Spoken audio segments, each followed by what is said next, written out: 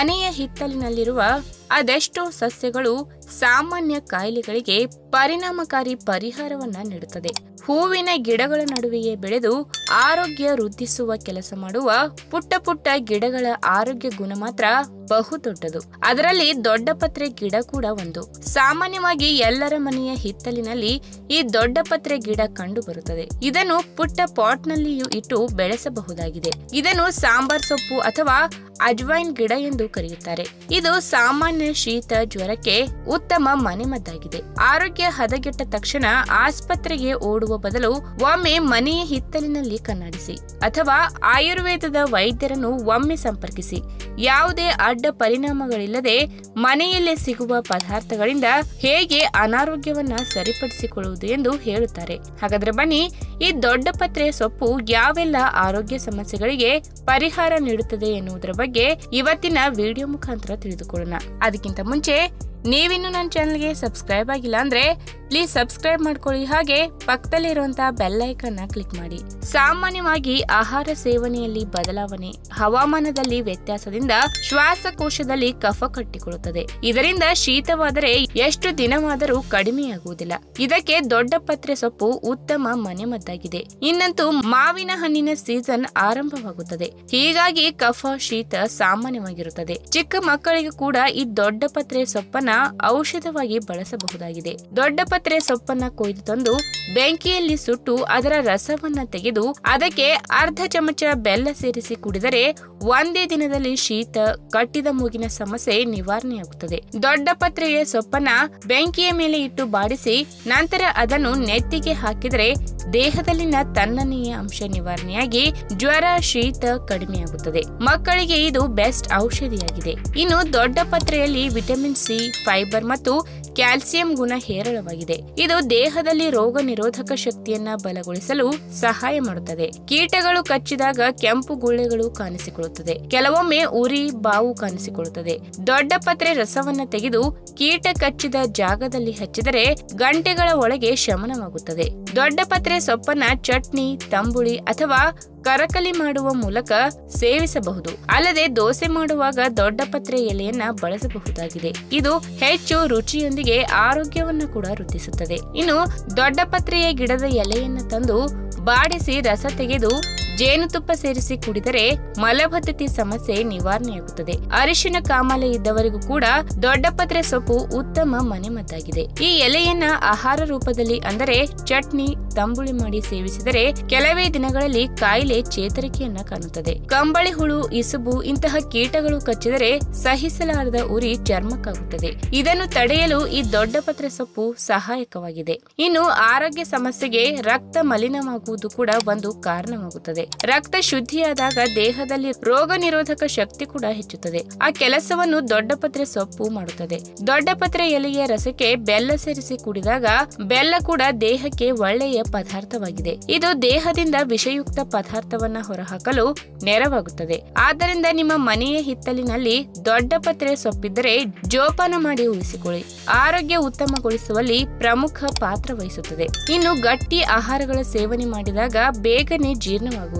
ಅಂತಹ ಸಂದರ್ಭದಲ್ಲಿ ಅಜೀರ್ಣತೆ ಉಂಟಾಗುತ್ತದೆ. ಇದರಿಂದ ಹೊಟ್ಟೆ ನೋವು, ವಾಂತಿಯಂತಹ ಆರೋಗ್ಯ ಸಮಸ್ಯೆಗಳು ಕಾಣಿಸಿಕೊಳ್ಳುತ್ತದೆ. ಇದಕ್ಕೆ ದೊಡ್ಡಪತ್ರೆ ಸೊಪ್ಪು ದಿನ ಕಳೆಯುವುದರೊಳಗೆ ಪರಿಹಾರ ನೀಡುತ್ತದೆ. ಅದರ ಎಲೆಯನ್ನ ಉಪ್ಪಿನೊಂದಿಗೆ ಸೇರಿಸಿ ಜಗಿದು ರಸವನ್ನ ನುಂಗಿದರೆ ಜೀರ್ಣಶಕ್ತಿ ಉತ್ತಮವಾಗುತ್ತದೆ. ತಿಂದ ಆಹಾರಗಳು ಸರಿಯಾಗಿ ಜೀರ್ಣ ಮಾಡಲು ಸಹಾಯ ಮಾಡುತ್ತದೆ. ಗ್ಯಾಸ್ಟ್ರಿಕ್ ಸಮಸ್ಯೆಗೆ ದೊಡ್ಡಪತ್ರೆ ಉತ್ತಮ ಮನೆಮದ್ದಾಗಿದೆ. ಉಪ್ಪಿನೊಂದಿಗೆ ಎಲೆಯನ್ನು ತಿಂದಾಗ ಗ್ಯಾಸ್ಟ್ರಿಕ್ ಸಮಸ್ಯೆ ಶಮನವಾಗುತ್ತದೆ.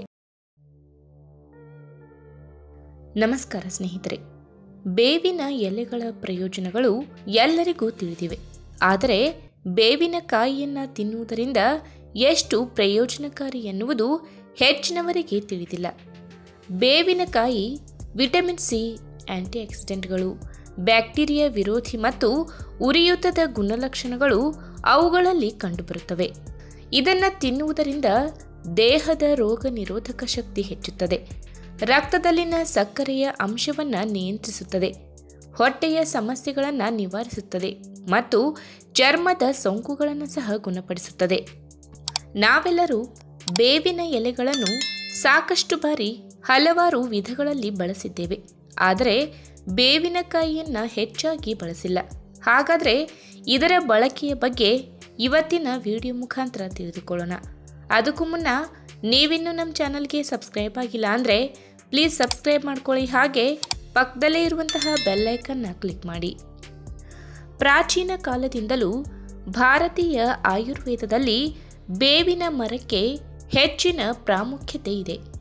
ಬೇವಿನ ಮರದ ಪ್ರತಿಯೊಂದು ಭಾಗ, ಎಲೆಗಳು, ಕೊಂಬೆಗಳು, ತೊಗಟೆ, ಬೀಜಗಳು, ಬೇರುಗಳು ಮತ್ತು ಹೂಗಳು ಎಲ್ಲವನ್ನು ಸಾಂಪ್ರದಾಯಿಕ ಆಯುರ್ವೇದ ಚಿಕಿತ್ಸೆಗಳಲ್ಲಿ ಬಳಸಲಾಗುತ್ತದೆ.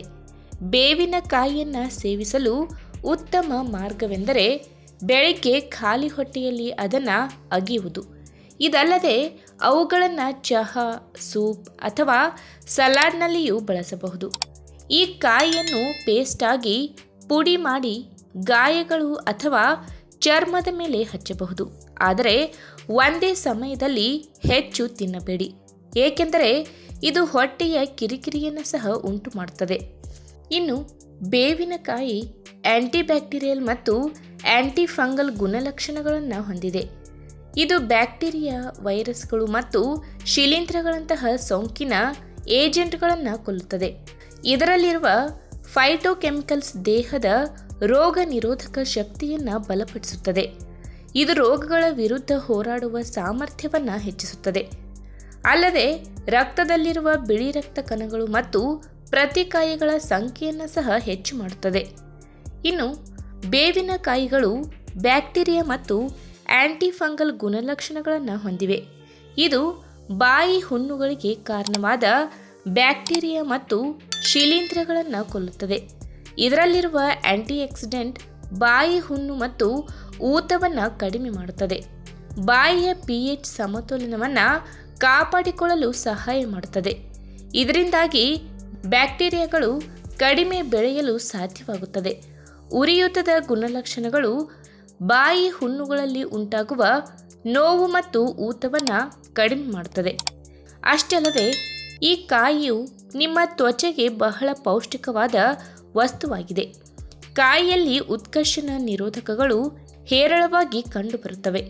ಇದು ಚರ್ಮದ ವಯಸ್ಸಾದ ಪ್ರಕ್ರಿಯೆಯನ್ನು ನಿಧಾನಗೊಳಿಸಲು ಸಹಾಯ ಮಾಡುತ್ತದೆ. ಇದಲ್ಲದೆ ವಿಟಮಿನ್ ಸಿ ಮತ್ತು ವಿಟಮಿನ್ ಇ ಸಹ ಇದರಲ್ಲಿ ಕಂಡುಬರುತ್ತವೆ. ಇದು ಚರ್ಮವನ್ನು ಸಮೃದ್ಧವಾಗಿ ಮತ್ತು ಹೊಳೆಯುವಂತೆ ಮಾಡಲು ಸಹಾಯ ಮಾಡುತ್ತದೆ.